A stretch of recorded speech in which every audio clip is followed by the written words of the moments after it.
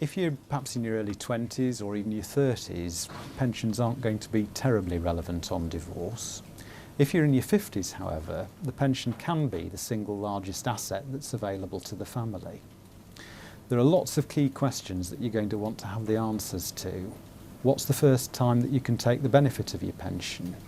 What actual monies will the pension produce? Will it be a capital sum? Will it be income? All of those things have got to be considered and answered in great detail to ensure that you get the result that you need to see yourself through old age. So what should I do first? What happens then? The obvious first step is to find out the value of the pension that you have and that your spouse has. Ideally, you'd be looking at divorce through the lens of mediation or perhaps collaborative family law, so it's something that you could work on together. Value and identity of the pension funds is the first building block. You might well receive an annual statement from your pension provider. Depending on timing, that could be quite recent or it could be almost 12 months old.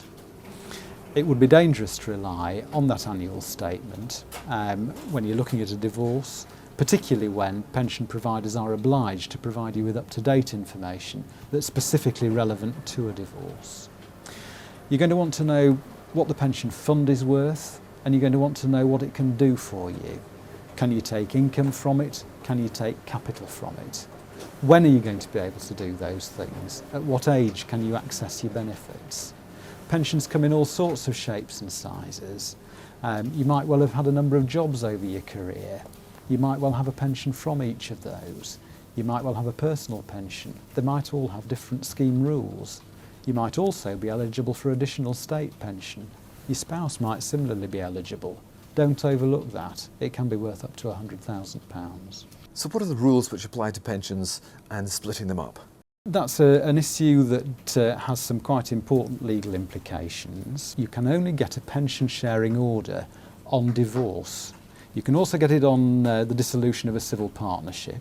But if you're a cohabitee, the courts have no powers to share pensions if your relationship comes to an end.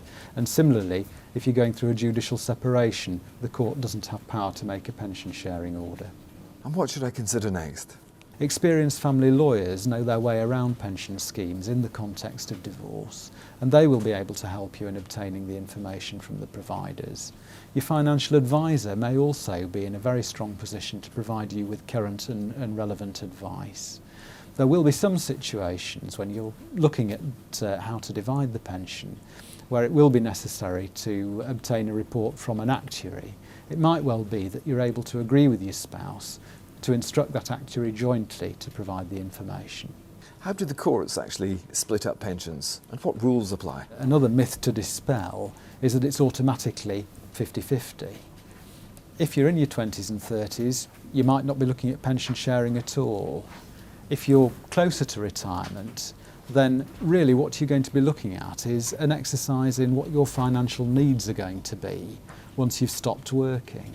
And the asset base is going to have to be divided to ensure that both of you can move forward independently. That might mean an equal division either of the pension fund or a different percentage division that gives each of you an equal income. That's a calculation that an actuary would need to look at. Also, it's important to remember not to be too rigid in looking at a pension. It's likely that you'll have other assets, and it might well be that there's going to be a blend of those assets that forms your respective settlements for the future.